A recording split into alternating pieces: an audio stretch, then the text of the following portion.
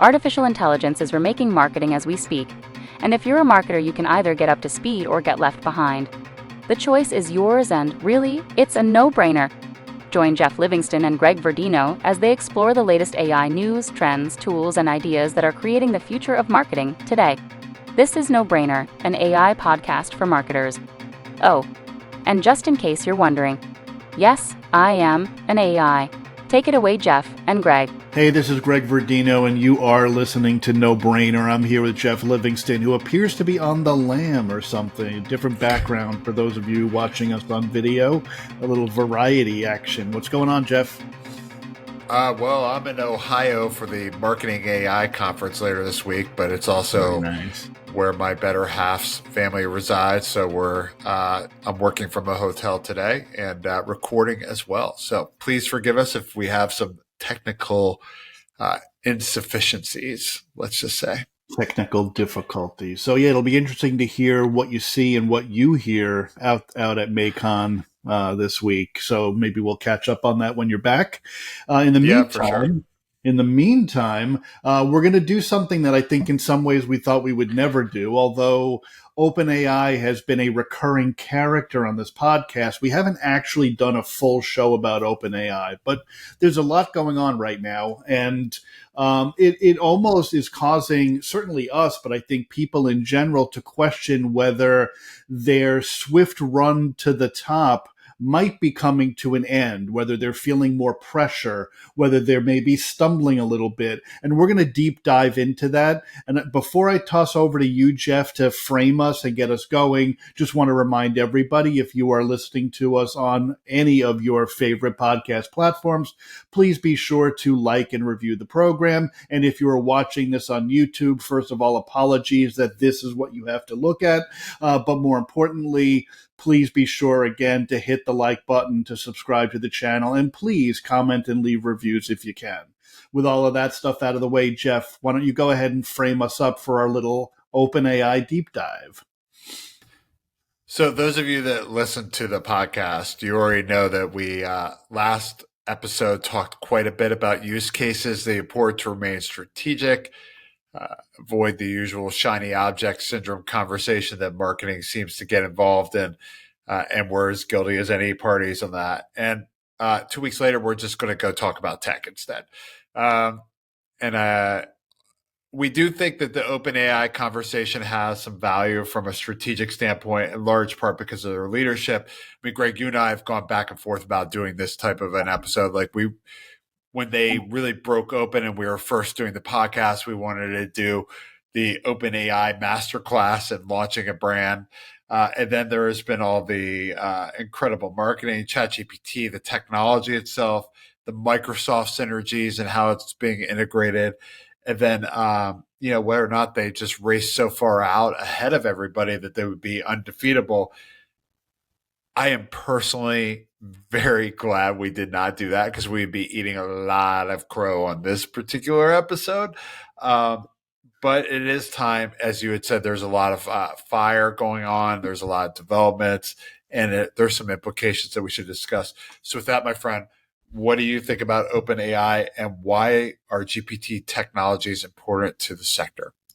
Yeah, so, I think for anybody who has not been paying such close attention to what OpenAI has been doing with ChatGPT, with the underlying GPT models, and I know a lot of people who listen to this podcast, especially regular listeners, will be familiar with that stuff, but so much happened so quickly, it's worth kind of doing a little bit of a rundown, right? Why is everyone so focused on OpenAI and what OpenAI is doing? I mean, clearly it goes back to November, right? On November 20th, they introduced the world to generative AI. Generative AI is a technology, frankly, has been around since the 60s in a sense. But, and then there more recently, of course, have been other even writing systems that have been at play. We've been using writing systems like Jasper for 3+ years here at the agency. But really, OpenAI, when they introduced ChatGPT and they put that warm, friendly chatbot interface on it and made it publicly available free, that basically introduced the world to AI in a way that had previously not been possible, that had previously, had not been accessible, available to the average user. You didn't need to be a data scientist anymore to play directly with an artificial intelligence. So certainly they get a lot of credit for that, and that gave them a lot of sort of first mover runway. Clearly GPT 3.5 and then GPT-4 really set the bar for text generation. Even before that, GPT-3 was recognized as one of the most powerful models in the world, right? And even, at that point, it frankly wasn't that good. But by 3.5, it was very good. 4 was even better, right? So they set that bar. You forgot the 3.5 turbo. You forgot the 3.5 turbo, which is I believe that's the model. Isn't that the model that actually sits under ChatGPT? Yeah. 3.5 Turbo is their new jacked up one that they released coinciding with 4. But I'm just being snarky. Yeah, I know. Please forgive me. I know. But I mean, there are obviously multiple versions of all these models, which then kind of gets us to the point that so many third-party applications are built on top of GPTs, right? So, while there are plenty of other models that could be chosen from, there are other models that are proprietary. For example, Writer has their own proprietary large language model called Palmyra. Most of the companies you're hearing about, the technologies you're using, hundreds of different startups, essentially bet the bank on OpenAI's GPT models, right? And that they became the backbone of all of these additional application providers. So certainly that gave them a lot of runway. They I guess a while back announced what do they call them? Plugins, right? Which is essentially their app store, and plugins are still running. There are dozens and dozens of plugins for anything from booking dinner reservations to shopping through Instacart to surfing the web to digesting PDFs and whatever else. So there are all these third-party bits of functionality that have been baked on. And now we're seeing OpenAI start to kind of ramp up their innovation with new functionalities. I think it was a couple of weeks ago, they introduced what they called Code Interpreter. And, for all that we've said over the course of the podcast series about how brilliant OpenAI is at marketing, they are really, really bad at branding, because Code Interpreter is just an awful name, and it doesn't actually describe what the technology does. The thing that makes it unique, especially and powerful in a way, especially for marketers, is the fact that it can interpret data in reports. So you can give it a spreadsheet or a report. It can look at the data as long as it's structured properly and do things like kick out charts and graphs. That's not interpreting code. That's interpreting data, and outside of language, right? So they introduced that a couple of weeks ago. I believe it was just this week. They introduced another, I think, terrible branding. It's like what do they call it? I can't think of the name of it. It's so bad I can't think of the name of it, and I know I have it written down. It is called Custom Instruction. Is it as bad as X? Not as bad as X, but it's close because it's long. Oh, yeah? So Custom Instructions, right, which basically allows you to tell ChatGPT something about yourself that it then retains. So you can say, hey, I live in New Jersey. I work in marketing for a B2B SaaS company. Our key message is this, and I want you to respond to my prompts in, let's say, a playful tone, right? And that was the kind of information. Yeah. Right. And you used to provide that context in your prompts, right? That's why prompt engineering became such a hot button, is that you had to provide that prompt and continue reminding the model, this is who I am, this is what I want to happen. Now, apparently, it will remember those things if you use custom instructions. Whether it's wise to put that information or not, I don't know. But every business wants to do that. I mean, every business wants to take that large data training issue, right? Sure. Where you're like have this thing that's mapping against the entire internet from 2021 and start getting specific to their own data. And so of course, that's why you see so many private implementations. But there are many other reasons, including the security and everything. And so, I mean, I think it's interesting that they did get as far as they have. I mean, clearly there are other competitors. But really, what they did well was launch ChatGPT. I'm not sure that GPT-4 is the best algorithm on the market. What GPT-4 really is, and I know you're about to get into this, is a whole bunch of GP 3.5 turbo implementations running simultaneously in a prioritization algorithm or some therefore combination of it as it's come out over the past few weeks. And so GPT-4 wasn't this massive movement forward. It was just more, hey man, we got a whole bunch of NVIDIA GPUs and we're going to throw them together and basically take 5 engines and put them in the same engine block, or, just throw more power at it. And, which is effective. I mean, it works, and you see that all the time in a variety of applications and technologies. But what they did was they launched with a masterful PR campaign. They may have gotten a little cocky, to be frank about it. I think that you and I kind of touched on that quite a bit when the ethics issues started to arise and the doomsday playing came up, and they kind of just leaned into that quite a bit. But at the same time, even some of the competitor technologies that they're talking about, like Bard and LLaMa, have somewhat been trained on GPT. So there's no question that they ran out far ahead of everybody else, just like if you're watching a race, and they almost lapped everybody. And but we're early in the race. It's probably the thing we need to talk about and make everybody realize this is not a foregone conclusion. GPT is not necessarily, they may likely be because of the amount of traction they have, but they are not necessarily the play. Right. And I think that's the kind of thing we've seen over and over and over again. I mean, probably, at a certain point in time, you might have thought that, Ask Jeeves was going to own internet search, right? But the reality is, in any of these fast moving spaces, you've got a lot of big tech competitors, now what have become big tech. Obviously, back in that day, Google was a startup, right? But you have all these companies now who are big tech competitors. You do need to be big tech to train a large language model. Right. A mom and pop Tons shop of resources is not going to train an LLM. They can fine tune an LLM. They can certainly run a third party LLM, but they're going to build their own large language foundation model. But there's certainly, to your point, we're very early in the game. We're basically in day 0 for generative AI. So to think that there is a foregone winner at this point is a little bit foolish. But that's kind of where we are, and I think we're starting to see. Yeah. And I think people are underestimating the field, right? Like, you are underestimating the field if you think that OpenAI is just going to run away with this thing. Like, Google has done it twice. Like, they've come back and just knocked people around. Actually, 3 times.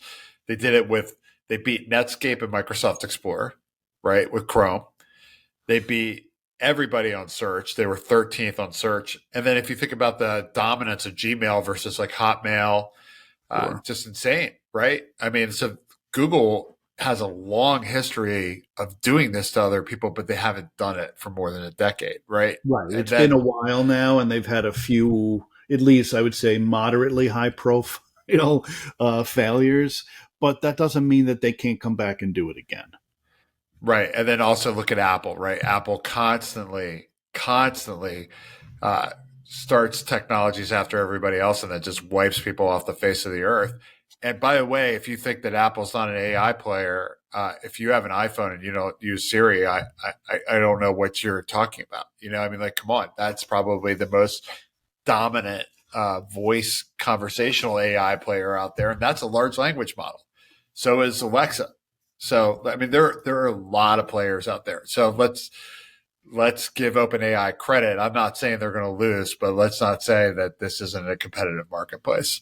Absolutely. Which I guess leads us to, the question of why are we even discussing whether or not OpenAI is in a vulnerable position? Why, are we even discussing whether they might win or lose in this race? And, that kind of brings us to sort of the news that's been bubbling up over the course of the past few weeks, maybe, where Right. there's been some rumblings about whether or not OpenAI's GPT models, in particular, the model underneath ChatGPT, which is the way most people are accessing GPTs, and GPT-4 might in fact be degrading in terms of their performance. So what people have begun to notice and are writing about and publishing online is this sort of sense that maybe a few months ago, the kinds of responses, the kind of performance they got out of these tools was better than what they're seeing today. Totally. And some of it is subjective, perhaps, but some of it may in fact be real. And with no visibility into what's happening with the underlying model, it's very difficult to ascertain exactly what's going on. But there are certainly a few things that could be going on that seem plausible. And it could be any combination of these things, right? The Right. model itself could be sort of constrained or hamstrung a bit by the fact that it has guardrails around it. Certainly, there have been, plenty of situations where we have seen somebody kind of be able to kind of jailbreak the model and get it to Right. say or generate content that falls outside of sort of safe use cases, right? So the more the model gets kind of fine tuned or kind of constrained within guardrails to keep it safe, to avoid issues related to, whether it's hallucination or inappropriate content or whatever, those could essentially tax the algorithm, right? And could hurt the quality of the response if in fact you're looking for a more freewheeling kind of conversation. I think that's one place we might see, the sort of sense that I used to get it to do this, now it will not. Right. Right. But part of it too is also could be regression, right? Like, I mean, nobody knows what happens with these algorithms when you unleash them in the wild. Sometimes they start learning and they get worse because of it.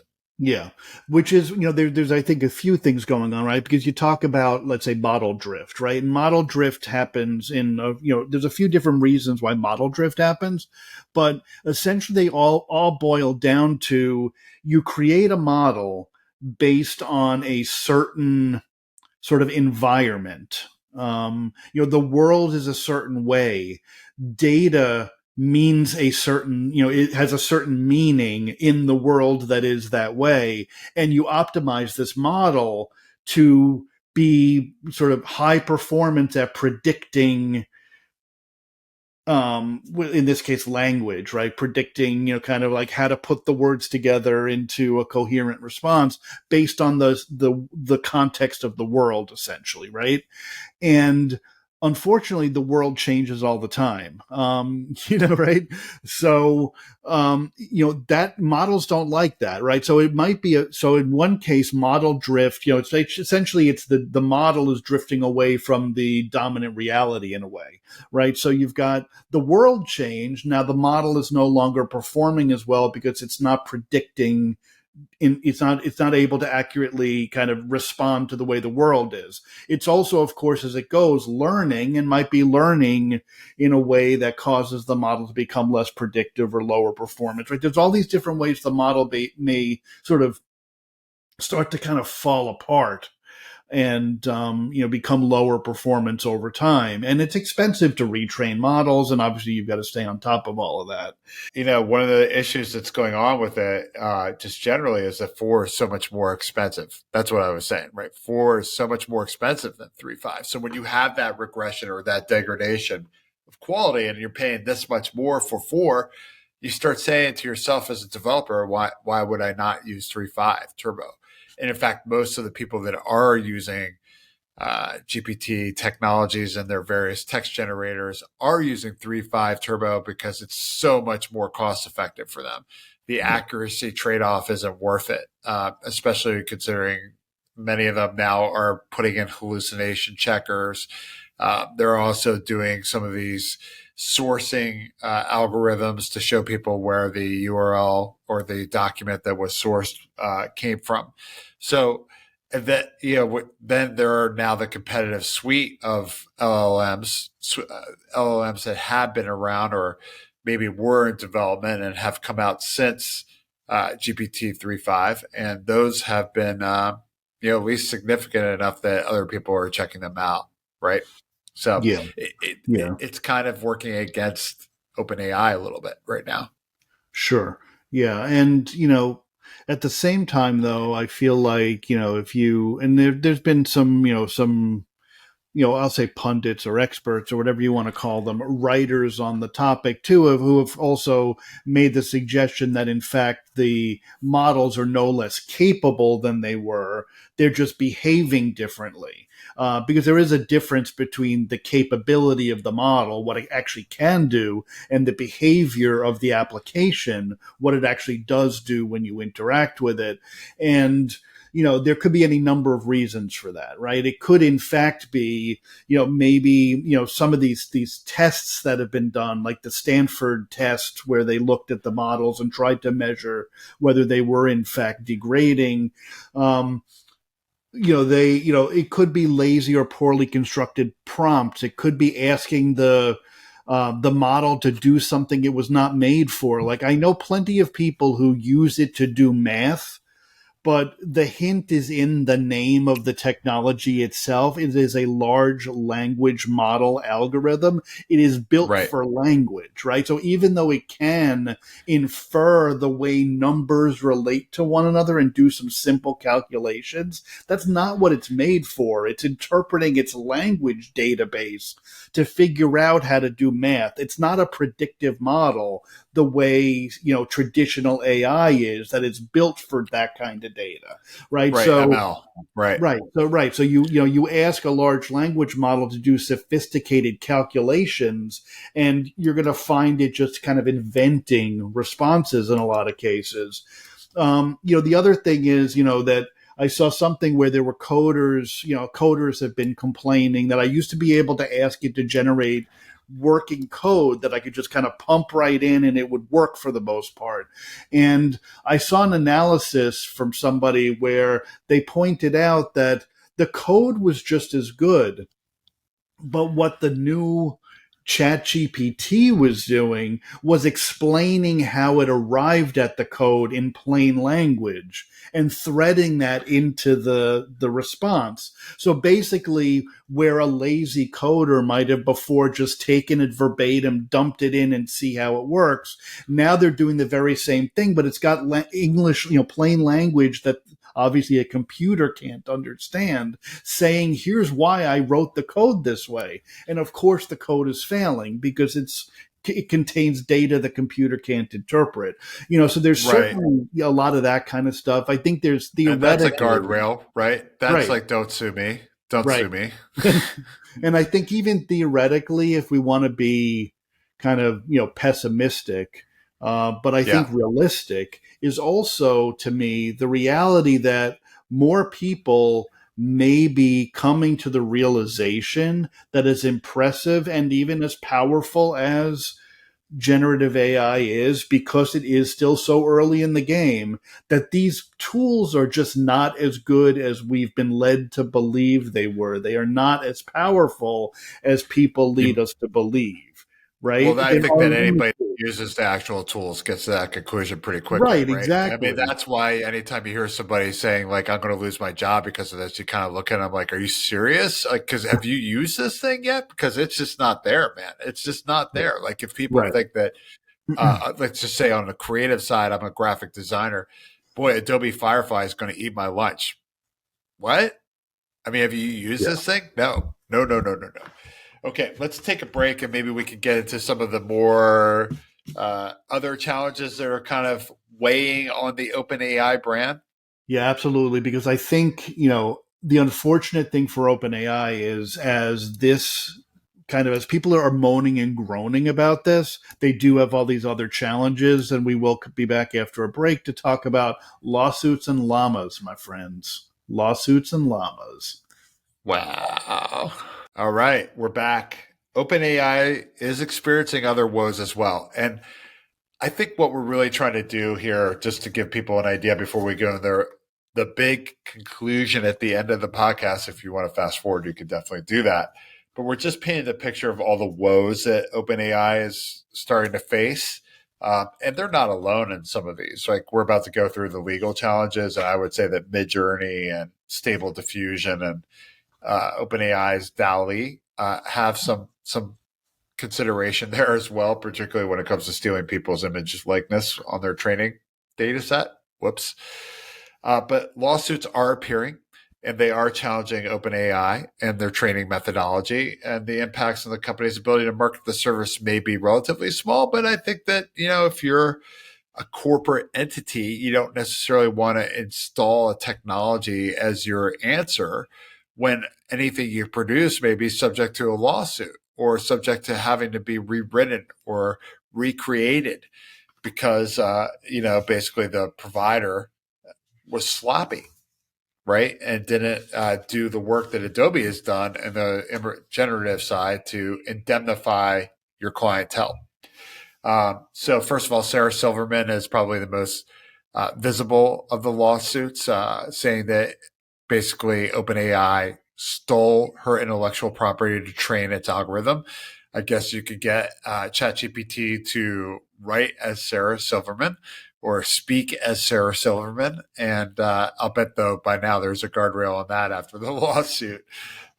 Again, degrading the algorithm to make Sarah Silverman happy. But all jokes aside, that's just an example of when one of these things pops up, how the company has to respond at a minimum, putting the curb in there. But now imagine if every single Hollywood actor and every single talent, every single broadcaster, every single sports writer, journalist, et cetera, decided that like, hey, my intellectual property cannot be used to train these algorithms. And rightly so. I think it's a reasonable thing. I think you're going to see a lot more gating of content because of this. And so you're seeing authors sue them as well. Class action lawsuits are rising up now. I think there's one in India. The FTC has issued a complaint, according to Serba4, major publishers, including the New York Times and News Corp, maybe going out to sue OpenAI, and that will be big, right? That's a massive lawsuit. That's the big one, right? Because you've got, you mentioned New York Times, you mentioned News Corp. I think IAC is part of the coalition. Axel Springer in Europe is part of the coalition, right? So, this is a lawsuit that people are projecting could be billions of dollars in damages. And these are these are major Microsoft money, right? These are major publishers. Imagine a world. It's great. It's great news for OpenAI that they cut a deal with the AP, right? To have access to years and years and years worth of AP articles, where that's data that is high quality, highly accurate, reputable information, well written to a standard that other writers abide by, the AP style guide. That's a fantastic resource for a large language model. But imagine losing everything that comes from the New York Times or everything that comes out of News Corp. Right? Or Gannett, or all the other ones. I don't know what Gannett's called now. I think they're. I don't know. I don't even know. Is that still a company? But Tango. They're called X. They're X. Right, but everything is X now. Huge one, right? And that could be your point. To your point earlier about just a few minutes ago about more content being gated, and of course the New York Times, totally. The New York Times already gates a lot of their content, and as does the Washington Post and all of these major publications. But can you imagine a world where all of the most reliable, authoritative information is really, kind of hardcore gated behind paywalls that are impenetrable to a scraper that's feeding data into a large language model, and the large language models are being trained on all of the AI generated crap that's polluting the internet. Well, that's where we're heading, and I think that's going to actually probably hurt the quality of these algorithms, so it's going to take a lot of agreements with players to get them involved and make them part of the overall earnings. But Yeah, and they're that right to do it. They're right of to do course, it. They're of having their course, intellectual property stolen. I mean, right, and as that a photographer, it pisses me off that my entire Flickr portfolio is probably being used right now by Midjourney. Like I type in an image and create one of a Washington D.C. fireworks scene or a monument scene. And I'm like, I could have taken that, or I may have been used for that, right? Like I you don't don't know. know, right? Yeah, but And somebody in D.C. was, and I don't know any other place that they could have gotten those images. I mean, they're not getting them from Getty. That's definitely firewalled up.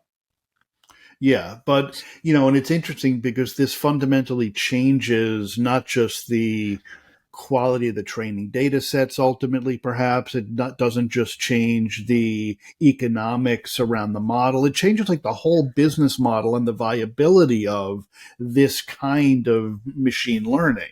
It's Large language Napster, dude. model. This Yeah, is Napster. it's Remember right. that? Absolutely, Yeah. And absolutely. somebody's going to be smart like Google because they are smart generally. And they're going to pull what Apple did. And like, look, sooner or later, all your content's going to be stolen anyway. You may as well get $1 for a song. Right, Right. right. Yeah, I mean, and what's that's interesting what's going to is, end up happening. yeah, what's interesting is that this is happening so early in the life cycle of the technology, right? Because Napster kind of ticked along for quite a bit before Metallica stood up and complained, and Apple said, "Wait a Pissed off the second, world. we can, wait a second." Apple said, we can." Kind of, we can basically paywall this entire thing, put it into a walled garden, and make sure everyone gets a little bit of money, but mostly us. And then you look at social media, and we all made that deal with the devil, right? Where all of our data is the property But of the Mr. terms of Zuckerberg and service, friends, man, oof. I right? mean, But like Facebook and Twitter were smart about that, man. They yeah, got in front of that. They're like, no, if you're on here, you're giving up your shit. You put a photo up right, here, you're giving up your shit. yeah, Like, they were smart about it, which is not surprising. We were stupid about it, right? We just allowed it to happen and didn't ask any questions until a decade down the road.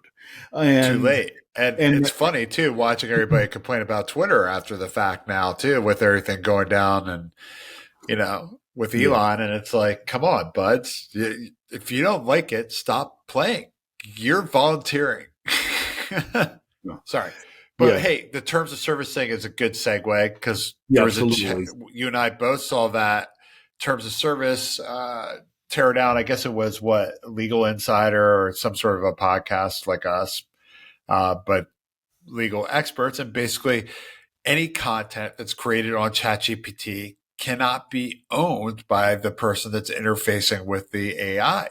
So think about all the marketing people and maybe even yourself, and that's okay because you know what? I think there's a lot of people that have been making this mistake. But anything you're creating and using in your marketing content right now, you don't own it, man. You don't own it. In fact, OpenAI owns it. And then even better, you can't use OpenAI's name with it because OpenAI is insisting that everybody get the usual legal name and saying that ChatGPT created this. And that's also probably a legal protection so that they don't get sued in case something goes the wrong way. I mean, so now you have a content or a text generator where you're creating web copy, ad copy, mail copy, whatever, right? Copy. And you don't own it. And you can't say where it came from. Not that you would anyway. When you could have basically had a cheap subscription at Jasper, relatively, or Writer, or Copy, or name your flavor du jour, and saved yourself that and owned your copy. So, like, Well, that's a maybe, right? huge Because, nightmare. but I wonder what's the, I don't know what the right legal term is, but how do those terms and conditions transfer through, right? Because Jasper is built on GPT, and they've customized or fine tuned that model to do things that are more marketing oriented in terms of the tasks that Jasper performs.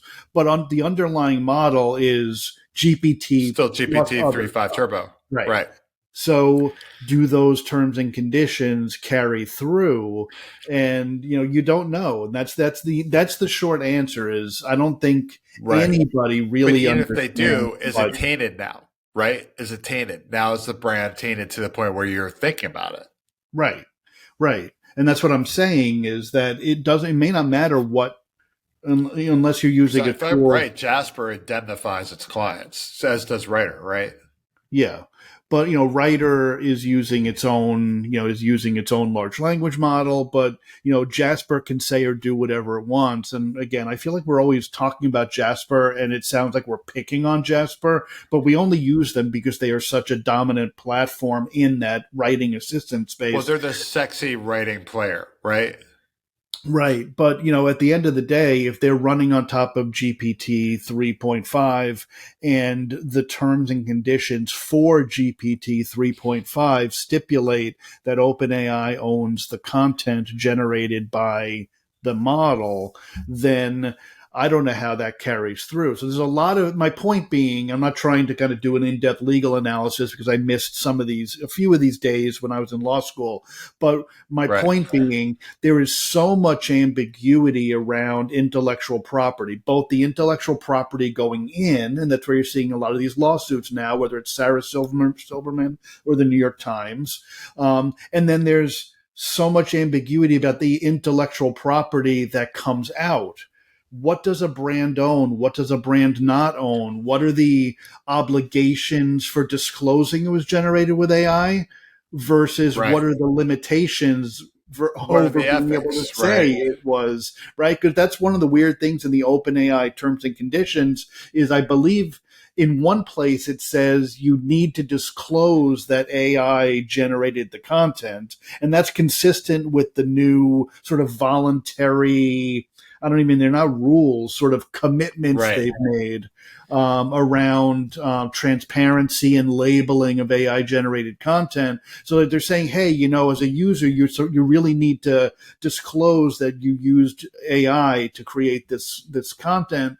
But don't tell them that it was our AI because you're prohibited from using our trademarks. It's a very weird set of kind of legal Right. mumbo jumbo gobbledygook that I can guarantee people are going to get into trouble by making decisions around how to use these tools without having this stuff really thought through and without having gone to the So, but correct that's the person in governance their legal argument. But the thing department, with right? Right, but the thing with Jasper in particular is they do say that their content's original, that you own it, right? And so, I mean, I think that if you want some sort of at least a feeling of security around the content you're creating when you're using it, then you should definitely be paying for a subscription that's not Absolutely, ChatGPT. hundred I mean, percent. like that's a That is professional thing to undeniable. do. If you're a professional, and then like the ethics thing is, I don't know if it's your website. I mean, and you want to represent yourself using marketing AI content, and you haven't edited it. Well, I mean, maybe that's going to hurt your business, and you're going to pay for that in a different And karmic way. that's 100%. Like that's on you, Yeah, right? It's that's not on the you, ethical right? Like so. consideration. It's But if but you submit it to a publication for like you submit it to the New York Times as an op-ed, then maybe you got an issue there. I don't know. I'm sure they'll put yeah, it through the plagiarism yeah. checker. I mean, Yeah, yeah. I'm gonna put a finer point on something you just said. And I don't know. I suspect you agree. Not everybody will agree, and I think we kind of Right. hinted at this a little bit even in our last episode about use cases. But I would go so far as to say, if you are a professional outside of play mode, right? If you're using this in a real business use case as a tool,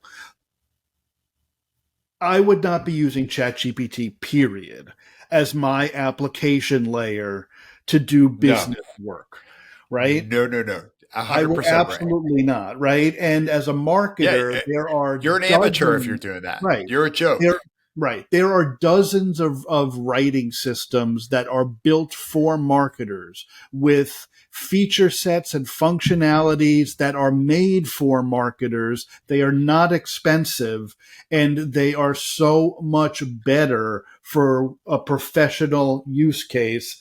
I don't know why people still use ChatGPT in an office environment unless they're just shadow Gen I. Or unless they've done a private implementation and trained it on their own data. That's Well, the other but scenario of that that. but that's right, but different. That's different. That's that's a a different developer story if model. you're training something Yeah. on You're or using GPT training something 3.5. on You're not using GPT. ChatGPT. Right, Right. right. Yeah. So that's a good point because I think people use these sort of They use them anything GPT, interchangeably. anything, And use them interchangeably, right? yeah, ChatGPT is an it's a web application layer, service. right? It's Yes. a web-based application, a chatbot that runs Yeah. on top of an iteration of the GPT model, 3.5, 3.5 Turbo, 4.0, It depending on what you're using. You can it use an was the API. most powerful use case Right, ever, right? right. They were demonstrating the value of their algorithm. Absolutely. And you And can obviously use an API to interface directly with the model.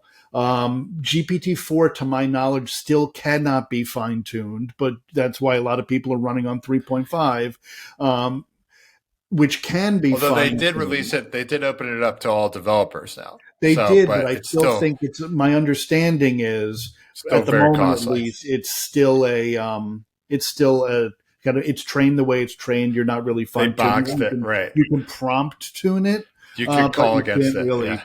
and you can obviously call against on the APIs. My understanding, but Yeah. using GPT 3.5 or 4 or whatever you want to use for your own custom applications is a different story. But using Right. ChatGPT as your business grade writing assistant or research assistant or chart maker or code writer to me is like marketing malpractice. You need to be using tools that were built for the job at hand. Period. All right, Totally. I'm off my soapbox. All What else right. are we talking about today? Greg's going to find you if you're using ChatGPT. Look out. I will put you down. He will hunt you through the internet I and will troll hurt you on you. Twitter like he's Joel Embiid. All right.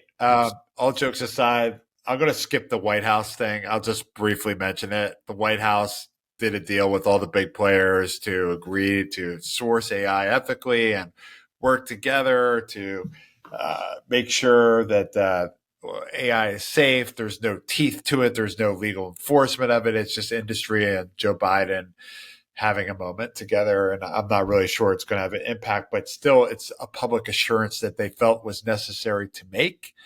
And that should speak a little bit to this larger issue. And now let's finally talk about the competition that's launched. I think most notably Meta and Microsoft launched LLaMa together, and that's a quote unquote open source LLM. Apparently, GPT was used to somewhat train it, and that's kind of burning Sam Altman a little bit. But all things aside, what Llama does, it's a little bit different, is there's no cost if you're a developer. That's huge. It's supposedly pretty good, right? I mean, you have to admit, Facebook has a pretty strong training data set if it wants to basically, and I'm sure they did, fire hose their entire social network, family of social networks into that. So it's really powerful. It's got Microsoft behind it. It's on Azure. You could totally get it. There are some caveats. And it's part of the branding in some ways. One caveat is it has to be used for safety and safe AI use. Basically, you can't have your porn bot built on Llama. And I'm sure that they will enforce that. And it's to their marketing advantage to do that. But the other one is that anybody with more than 700 million users, hello, Google, cannot use Llama. Yeah, And I mean, that's the there's funny part. obviously a You know what? As very far as select group of yeah, people, right?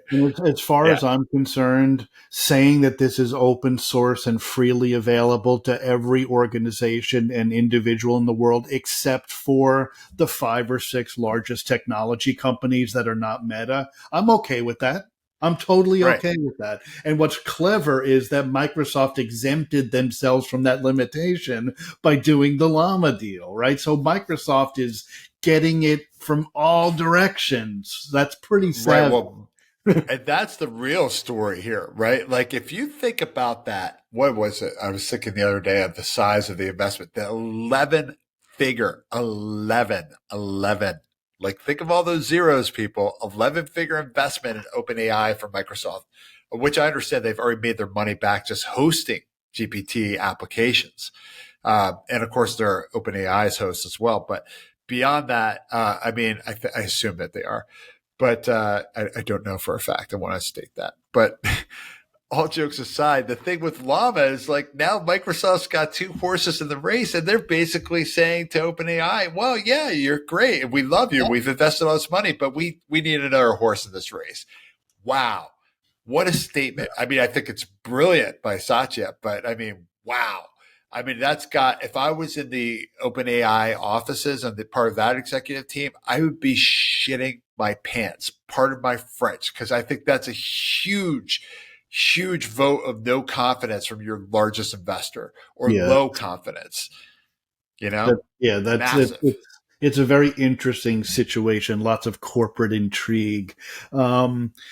Speaking of horses and races, obviously Llama's not the only horse, Claude? which is really weird to say.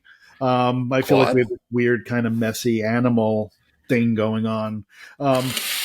Claude, obviously. Claude the llama. So obviously the other big announcement was Anthropic releasing Claude 2, and it's notable in part because it is high quality. People are getting good results from it, but also it can process, is it 100,000 tokens of context? Yeah, right? A lot more training data you could throw into that for an individual query. Which in plain language means you could put in essentially an entire book's worth of information and say, okay, now do something with this, right? Which is something you cannot do with ChatGPT. So it allows for that much more sort of prompt training context, which really opens it up to do lots of things. You could literally write a book, upload the book and say, okay, produce a summary, create an index, write the table of contents, right? All these things, create 25 articles based on the key themes of the book, right? All of these things theoretically are possible with Claude. And I've been using Claude for a while now. It was available through Poe, which is Quora's chatbot interface. Which has been available for a while now. And if you were on the paid version of that, you could use the previous iteration of Claude. And I have found it personally to be as good as ChatGPT. It's different. You might get different Jasper's kinds of trialing it actually, which is another vote of interesting. Yeah, I know. I mean, so ahead. Now you've got ChatGPT and the underlying GPT algorithms. You've got LLaMa. You've got Claude 2, and I know Anthropic also claims to have a strong emphasis around safety and ethics and all of those things that are a little bit more loosey-goosey with an OpenAI. Meta's trying to play that card too in terms of safety, right? So now we've got these three viable large language models, and they're not the only ones, right? Yeah. I mean, that's the other thing is the whole visual side of this too. I mean, with all these competitors, I think we're going to talk about this in a moment, so I'm going to hold it. But then Bard also did one, and then I think we got to like move a little bit. X, which is probably confusing. Take it seriously, man.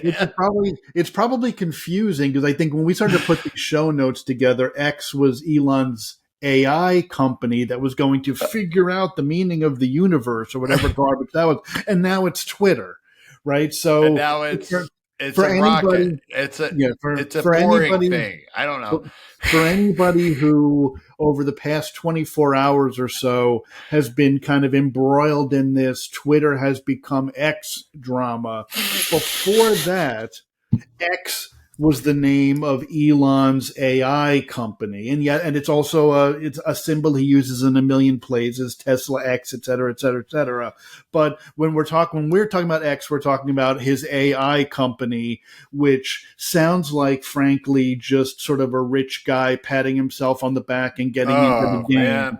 Because he's not talking about viable commercial offerings. He's talking about figuring out the meaning of the universe, which I'm sorry, as you would say, Jeff, Twitter is your training data set. Right. Pardon my French. Come on, is like man. That's a load of bullshit. He's so full of shit. Yeah.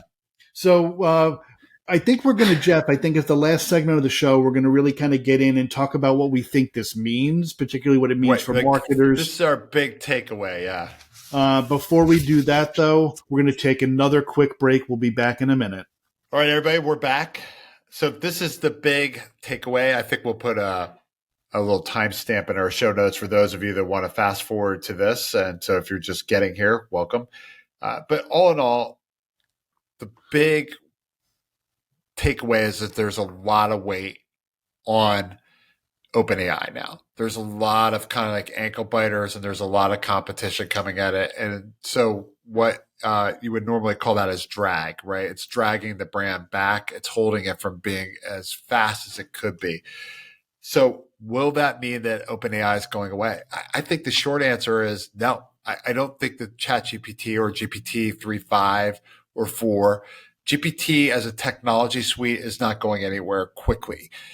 Does it mean that it's guaranteed to stay around? I don't know, but that early mover advantage where they have so many applications that are built on it, that incredible advantage that they've built over the past 9 months is going to be really hard to basically destroy quickly. It's not going to happen fast. It will take at least a year or two for one competitor to beat them out. And that competitor has to be more than just equal to them, in my opinion. So that early mover advantage is very, very real. I just can't see GPT going away quickly. Like some of these people are saying, like Claude's going to knock them out.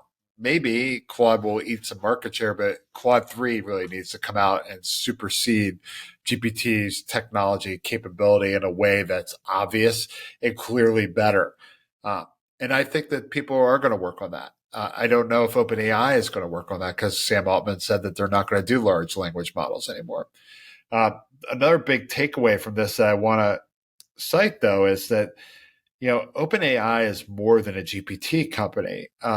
Their other big dog in the generative race is DALL-E, their image generator. And often DALL-E is bundled with GPT in some of these larger implementations like HubSpot and other players. I think the big loser in all this competition and all these legal problems is DALL-E. And the reason why is because it's an inferior technology. If you look at Midjourney, it's better. If you look at Stable Diffusion, it's better. Adobe, Firefly, not really better, maybe comparable, but trained on very safe, usable data. And Adobe has indemnified anybody that uses their images basically on the training data, that you're not going to get sued for it, that all the training data was ethically sourced. So I think that there's so much going against DALL-E that the technology finally meets its, what I would say, just deserves, which is it's an inferior technology and it's not an advantage to use it anymore. So I don't know. What do you think, Greg?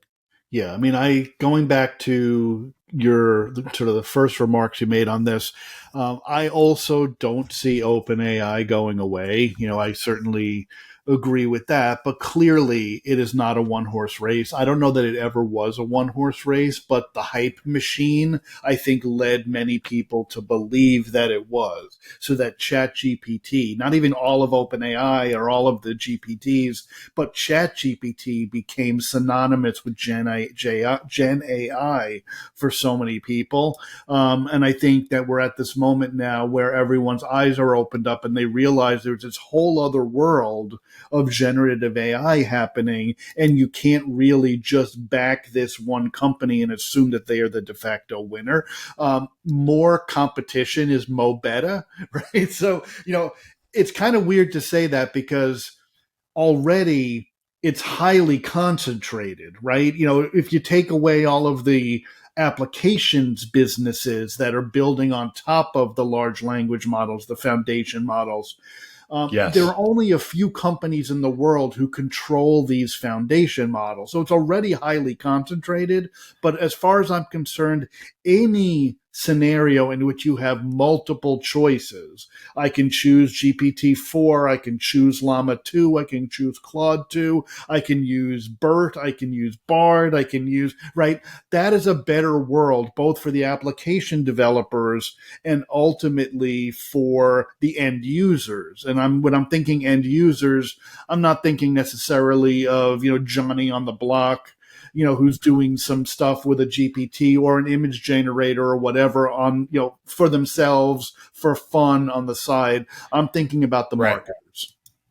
And as a Right. marketer, it's sort of an interesting inflection point now because there are so many technology companies, but most of these technology companies have built their solutions to one degree or another, as we've discussed in this show, on the same large language models, whether they're built on GPT or ultimately could come to be built on Claude or whatever, right? So if you're a large enterprise and you're looking at all of these companies and the same large language model underlies all of these companies, and the company that controls that model is facing billion-dollar lawsuits, is potentially seeing model drift or degradation or performance issues, and now you're buying an application that's built on top of that. And by That the way, their application, top investor has a competing model now. right?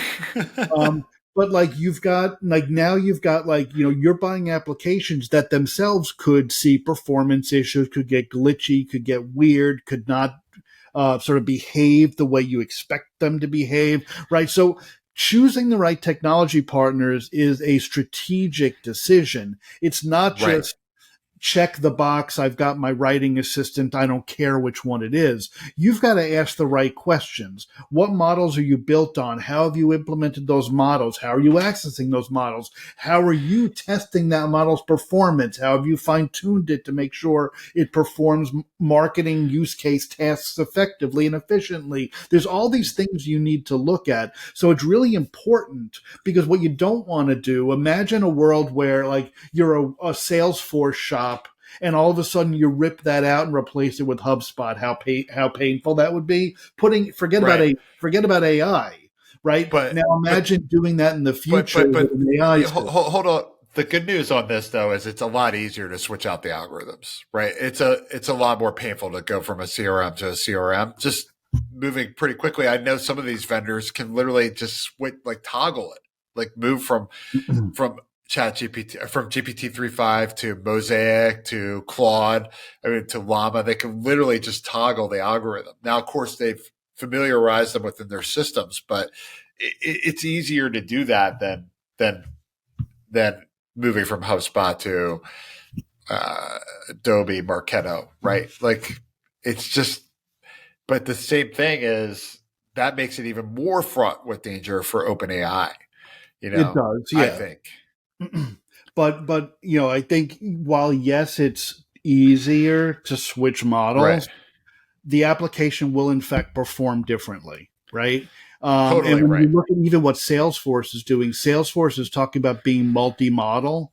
Today they only offer GPT. GPT. They don't even offer Yeah. their own proprietary model. And I've heard off the record, but I guess it's kind of on the record now, but I won't say who told me, it will be months, if not years, before all of those models are implemented because they're so tightly integrated into Salesforce applications and the Salesforce Trust Center and Salesforce Data Cloud, right? So It makes sense, right? there are scenarios where it can be quite difficult. And Um, Salesforce is one of those applications where it's almost national infrastructure. If it were to like yeah, get infected with a virus, it would really, really fuck up everybody pretty bad. Kind of like what happened with SolarWinds. Remember when they had that sure, virus yeah. issue and like took out like national infrastructure?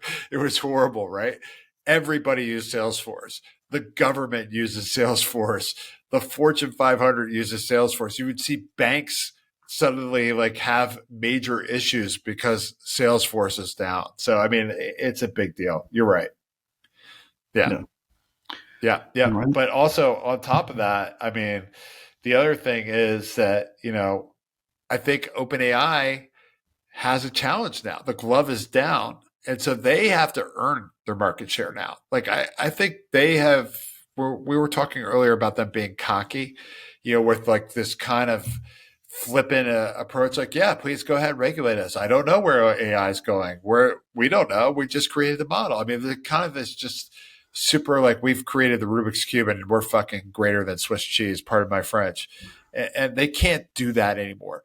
They can't just show up and like call their New York Times buddies. And I'm sorry to people that work at the New York Times company, but man, the way you covered OpenAI was just horrible, man. You sucked up and you took their dog food and you just spit it right back out. And the reality is that this thing is a lot more serious than that. And it's time to really make these guys earn it and to question what they're doing. And you know what? I hope they rise to the challenge. Maybe they will. Yeah. Who knows? Yeah. Yeah, certainly I don't believe they're out of the race. Not by any stretch of the imagination. They're still the leader. Have a relatively long lead, but they've got to be looking in the rearview mirror. But it is baseball season, so let's use that. Your 20-game lead is now a 5-game lead or a 3-game lead, whatever it is. All right. Do you have a brainer for us, my friend? I mean, I think the brainer to me is, some of this stuff we've kind of covered a lot of ground, right? We've kind of, we hit legal, we hit technical, we hit competition, we hit business model stuff, right? And I think if you're a marketer, you might be looking at all of this or listening to all of this and saying, at the end of the day, what the hell does this have to do with me? I'm not a lawyer. I don't care about the regulations. I just care about getting my new campaign up and running and out the door. And will this help me or will it not? But I think the brainer here is this stuff does in fact matter. That as a marketer, you need to be aware of all of these developments that are happening in the market, because at the end of the day, the legal stuff, the regulatory stuff, the competition can affect you, good, bad, or otherwise. So really, at the end of the day, it's really about, to me, staying educated about the way the landscape is changing and be smart. Think about, smart's not the right word, be thoughtful about what these kinds of things could mean for you, because at the end of the day, all of these things will influence and impact the tool set that you're banking on to get your work out the door. How about a no-brainer? It's like owning a car and not caring about gasoline, right? Absolutely. How about a no-brainer? Cost you a lot of money, man. If OPEC comes out and gets that OpenAI going the wrong way. No, sorry, didn't mean to do that. Maybe I did a little bit. So the no-brainer, hello, license an app. Like if you're creating content today on ChatGPT, and I think that there's a lot of us that do that. Okay, that's good. I'm glad you see the value of using these generators. It's time today to license one of the competitors out there. There's numerous text generators. I know you like Writer. I like Copy AI. I like Writer. Jasper is obviously the cool kid on the block. There are a lot of other players out there. You can easily find them. Just Google writing support marketing AI, and you will find a ton of players. Go find the one you like, license it today, and protect your organization. Because if you think that we're being doomsayers, I think you're kidding yourself. We're just seeing the storm clouds. The storm has not arrived yet. It's coming. Don't get caught in it. Excellent. All right, brother. All right, we made it. Let's roll on out. Keep those good times rolling, my friend. Thank you, everybody, for listening through the Marketing Podcast Network or however you get your favorite podcasts. Please subscribe on YouTube or iTunes. We really, really appreciate it when people leave us a review. You could also visit our website and send us suggestions. You could subscribe and follow us, of course, on Spotify as well. And last but not least, nobrainerpodcast.com. Please, again, drop that email, send us suggestions. If there's questions you have about AI, we want to hear them, because we're maybe a few weeks ahead of everybody else, maybe a couple months at most. This is new for everybody, and the entire industry is adapting AI. So let's make sure we do it together. Thanks.